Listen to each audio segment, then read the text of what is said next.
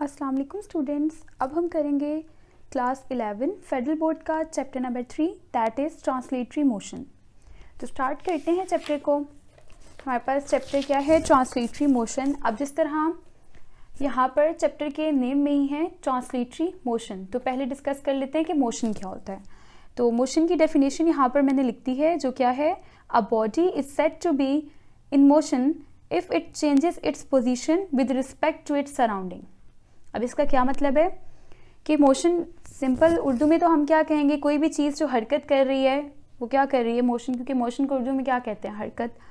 लेकिन यहाँ पर जो है इस डेफिनेशन के अकॉर्डिंग हम मोशन को किस तरह से डिफ़ाइन करेंगे कि बॉडी कोई भी जिसको हम कहेंगे कि वो मोशन की स्टेट में है, यानी वो मूव कर रही है, हम तभी कहेंगे वो मूव कर रही है अगर if it changes its position, वो अपनी पोजीशन चेंज करती है।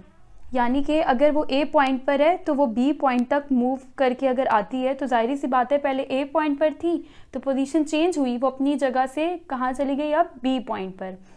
तो क्या है कि if it changes its position with respect to its surrounding, कि वो अपनी पोजीशन चेंज करती है अपने सराउंडिंग के अकॉर्डिंग। अब यहाँ सराउंडिंग का वर्ड जो है मोस्ट इंपॉर्टेंट है कि सराउंडिंग के लिहाज से किस तरह चेंज करती है। तो यहाँ रफ में मैं आपको बता देती हूँ।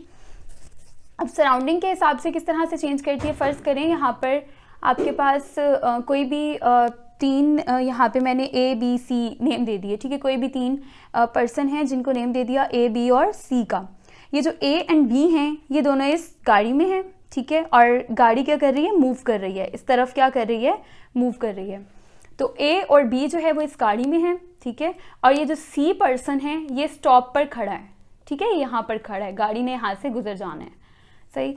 तो अब ए और बी पर्सन जो गाड़ी के अंदर हैं, अगर ए से पूछा जाए कि बी की पोजीशन, मतलब बी जो है वो मूव कर रहा है या रेस्ट पर है, तो ए पर्सन के अकॉर्डिंग, क्योंकि ए खुद भी तो गाड़ी में है, तो ए पर्सन के अकॉर्डिंग जो है वो बी पर्सन भी क्या है, रेस्ट में है, क्योंकि गाड़ी मूव कर रही है लेकिन दोनों तो क्या है, बैठे हुए हैं गाड़ी में। तो ए के लिहाज से बी क्या है, रेस्ट में है। तो हम ए जो है वो बी की क्या है, सराउंडिंग है, ठीक है। तो एक सराउंडिंग तो हमने जब ए के लिहाज से देखा तो बी रेस्ट पे था। अब ऐसा करते हैं सी के लिहाज से देखते हैं। तो अब ये जो पर्सन बाहर खड़ा है, अगर इससे पूछा जाए कि ये ए और बी रेस्ट पर हैं या बी रेस्ट पर है या मूव कर रहा है पर्सन, तो इसने क्या कहना है कि गाड़ी मूव कर रही है तो बी पर्सन तो इसके अंदर है, तो वो भी क्या कर रहा है, मूव कर रहा है। तो अब इसके अकॉर्डिंग जो है ये बी मूव कर रहा है, जबकि ए पर्सन के अकॉर्डिंग बी पर्सन क्या है, रेस्ट पर है। तो इस तरह आप देख सकते हैं कि सराउंडिंग जो है, इर्द गिर्द जो है लोगों को अगर हम लें तो उनके अकॉर्डिंग क्या है, सराउंडिंग का बहुत ज़्यादा असर होता है मोशन में। कि अगर कोई पर्सन जो है सराउंडिंग के हिसाब से मोशन में है, तो मूव कर रहा है, अपनी पोजीशन चेंज कर रहा है, तब हम कहेंगे कि वो कौन सी स्टेट में है, मोशन में है, ठीक है, मूव कर रहा है।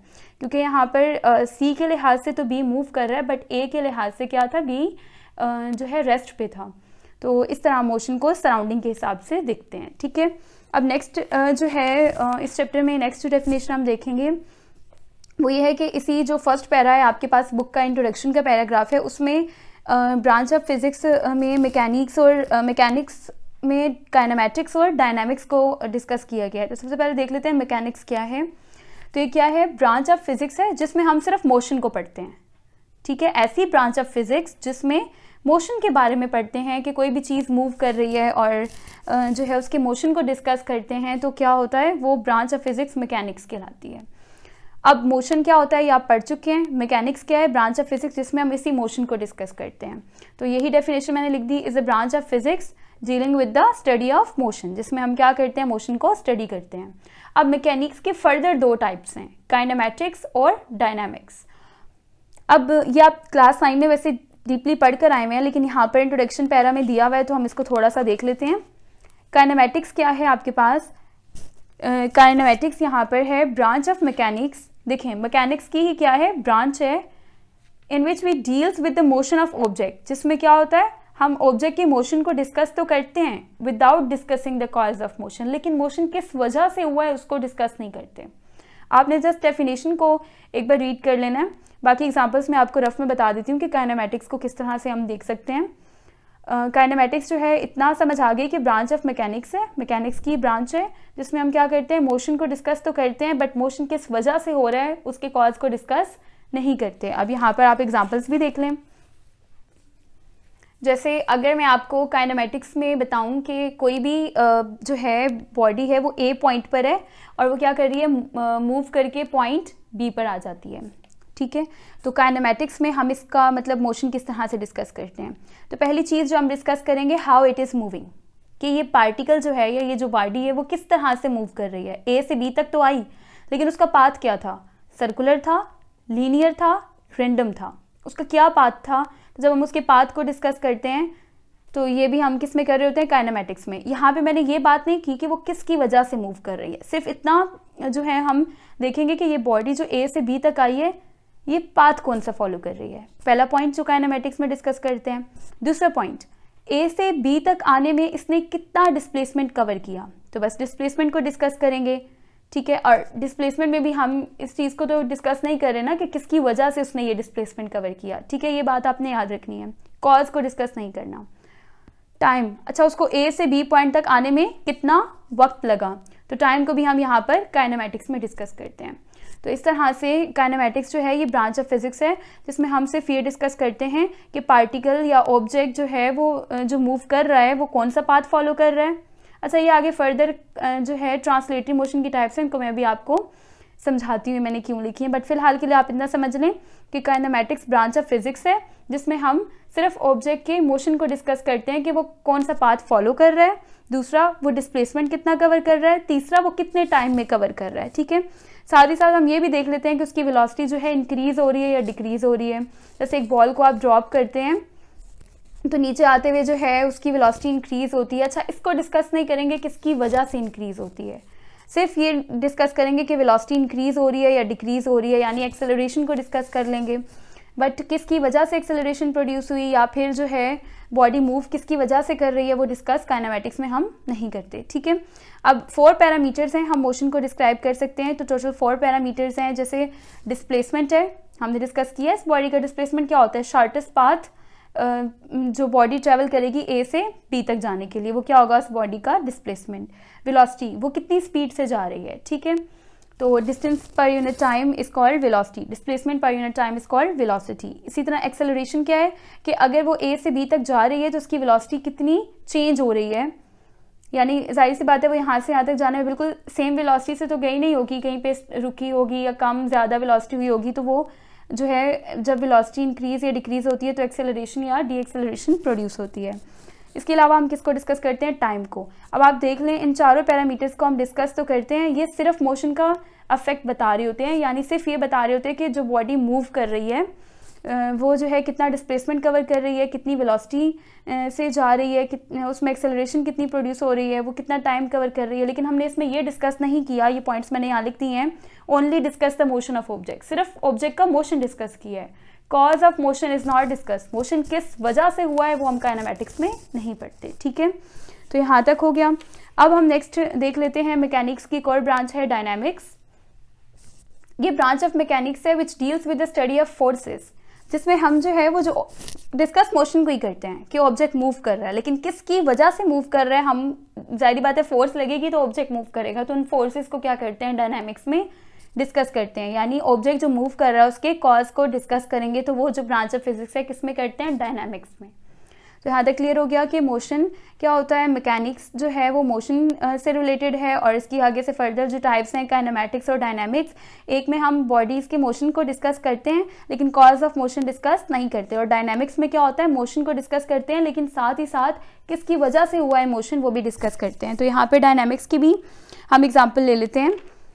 जैसे डायनामिक्स में यहाँ पे मैंने आपको डेफिनेशन में लिखवा दिया कि हम फोर्सेस को डिस्कस करते हैं, तो अब यहाँ पर जो है हम साथ में डिस्कस करते हैं cause of motion. For example एक बॉल है, वो आपके हाथ में, आप उसको ड्रॉप करते हैं तो वो कहाँ आएगी, ग्राउंड की तरफ ना, ये ग्राउंड है, यहाँ तक वो आएगी।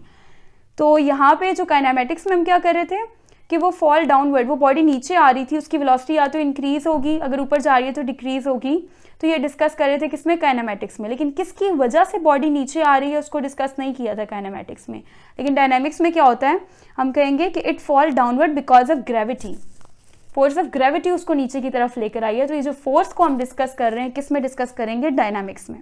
तो डायनामिक्स को एक और इजीली हम इस तरह से डिफाइन कर सकते हैं कि काइनेमेटिक्स, क्योंकि काइनेमेटिक्स में क्या डिस्कस करते हैं, सिर्फ ऑब्जेक्ट्स का मोशन, और अगर उस मोशन में हम ये भी बता दें कि किसकी वजह से हुआ है, तो फोर्स की वजह से हुआ है। तो काइनेमैटिक्स प्लस फोर्सेस अगर इसको डिस्कस करें तो एज अ रिजल्ट हमारे पास कौन सी ब्रांच ऑफ फिजिक्स आएगी, डायनामिक्स। तो डायनामिक्स में हम ऑब्जेक्ट के मोशन को पढ़ते हैं, साथ ही साथ प्लस कॉज ऑफ मोशन जो कि क्या थी, फोर्स थी, उसको डिस्कस करते हैं। तो ये आपके पास ब्रांच क्या होती है, डायनामिक्स। यहाँ तक क्लियर हो गया। अब जो नेक्स्ट चीज़ है यहाँ पर देख लें, क्योंकि टॉपिक का नाम था ट्रांसलेटरी मोशन, तो हम टाइप्स ऑफ ट्रांसलेटरी मोशन को देख लेते हैं और देख लेते हैं कि ट्रांसलेटरी मोशन होता क्या है। पहले ट्रांसलेटरी मोशन की डेफिनेशन देख लें। The motion of body along a straight line. कोई भी बॉडी है, ठीक है, कोई भी ऑब्जेक्ट है, बॉडी है, वो क्या कर रही है, अगर एक स्ट्रेट लाइन पे मूव कर रही है विदाउट एनी रोटेशन, यानी कि वो जो है जैसे कोई भी चीज़ है वो यहाँ पर मूव कर रही है, जैसे ये पेंसिल ही है, ये यहाँ पर इस तरह से मूव कर रही है, ये इस तरीके से ऐसे रोटेट करते हुए आगे नहीं जा रही, ठीक है, विदाउट रोटेशन, तो वो उसका मोशन क्या कहलाएगा, ट्रांसलेटरी मोशन। क्या है, the motion of body along a straight line. एक बॉडी स्ट्रेट लाइन में जा रही है लेकिन वो रोटेट नहीं कर रही, ठीक है, ये आपने याद रखना है। तो ऐसा मोशन क्या कहलाता है, ट्रांसलेटरी मोशन। यही मैंने लिखा हुआ है, motion of body along a straight line without any rotation is called translatory motion.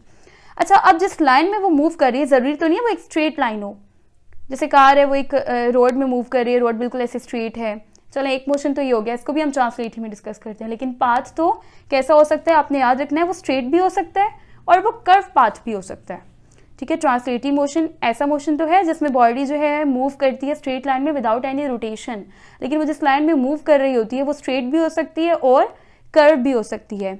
In translatory motion all the particles of body move from one point to another. Translatory motion में body के सारे particles एक point से दूसरी तक move करके जाते हैं। फॉर एग्जांपल देख लें, पहले ये स्ट्रेट और कर्व वाली बात भी यहाँ पर देख लें। देखिए ये एक स्ट्रेट पाथ है, बॉडी ए पॉइंट पर है, ठीक है, कोई भी यहाँ पे बॉल कर लें आप, ठीक है, बॉल है वो ए पॉइंट पर है और ये अब मूव करके यहाँ तक आती है, ठीक है, या कोई भी यहाँ पे मतलब कि ये अगर बिल्कुल ऐसे सीधा आती है, रोटेट करते हुए नहीं आ रही है, ठीक है, हम इसको ऐसे लेकर आ रहे हैं, या कोई कार है वो मूव करके यहाँ से यहाँ तक आती है विदाउट एनी रोटेशन, तो ये पाथ देखें आप, स्ट्रेट पाथ है, तो स्ट्रेट पाथ पर इसका मोशन जो है वो क्या कहलाएगा, ट्रांसलेटरी मोशन। याद रखना है, रोटेशन के बगैर।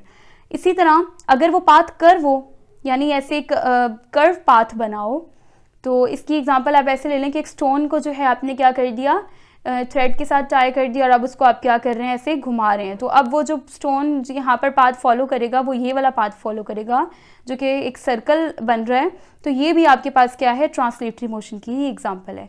इसी तरह वो पाथ जो है बिल्कुल सीधा, अगर इस तरह सीधा है, वो पाथ इस तरह का भी हो सकता है, ठीक है, तो इस पाथ में ए से बी तक आते हुए भी ऑब्जेक्ट जो मोशन कवर करेगा वो ट्रांसलेटरी मोशन होगा, लेकिन वो ऑब्जेक्ट रोटेट नहीं कर रहा होगा, ठीक है, तो उसका इस पाथ पर मोशन भी क्या होगा, ट्रांसलेटरी मोशन होगा। तो इधर से हमें पता चला कि ट्रांसलेटरी मोशन की कितनी टाइप्स हैं, 3 टाइप्स हैं। पहली linear motion, straight line motion of body is called linear motion. Straight line पे अगर कोई बॉडी मूव कर रही है, जैसे एग्जांपल में मैंने क्या लिखा हुआ है, मोशन ऑफ कार, कार का मोशन जो है वो क्या होगा, स्ट्रेट लाइन रोड पर, वो होगा हमारे पास लीनियर मोशन। सिमिलरली बॉल को ड्रॉप करें अगर आप सर्टेन हाइट से, तो वो बिल्कुल सीधी ऐसे नीचे आएगी, तो उसका मोशन भी आप क्या करेंगे, लीनियर मोशन में डिस्कस करेंगे।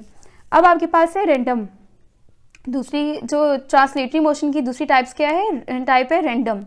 तो जिग-जैग मोशन या डिसऑर्डर या इरेगुलर मोशन, जैसे जो है कि बटरफ्लाई आप ले लें, वो कोई स्ट्रेट पाथ फॉलो नहीं कर रही होती, वो कोई सर्कुलर पाथ ही बार बार फॉलो नहीं कर रही होती, बल्कि वो ऐसे जिग-जैग कहीं भी मतलब जा रही होती है, तो उसका कोई रेगुलर पाथ नहीं होता, तो हम क्या कह रहे हैं, इरेगुलर या डिसऑर्डर पाथ या जिग-जैग मोशन अगर कोई ऑब्जेक्ट परफॉर्म कर रहा है तो वो उसको कहलाएंगे, वो कौन सी टाइप में आएगा, मोशन की रैंडम, और रैंडम मोशन भी किसकी टाइप है, ट्रांसलेटरी मोशन की।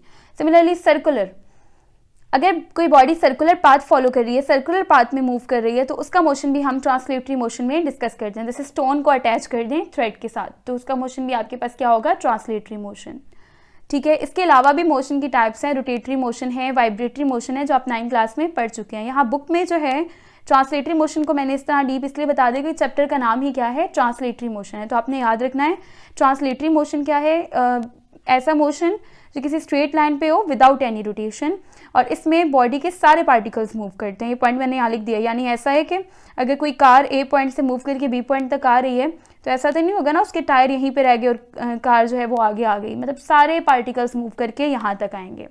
तो ऐसा मोशन आपके पास ट्रांसलेटरी मोशन कहलाता है। और ट्रांसलेटरी मोशन की फर्दर 3 टाइप्स हैं, लीनियर, रैंडम और सर्कुलर। इनको बुक में जो है वो डिस्कस किया हुआ था, तो यहाँ पर मैंने आपको ये बता दिया विद एग्जांपल्स। इसके अलावा भी अगर आपका कोई क्वेश्चन है तो आप कमेंट सेक्शन में पूछ सकते हैं।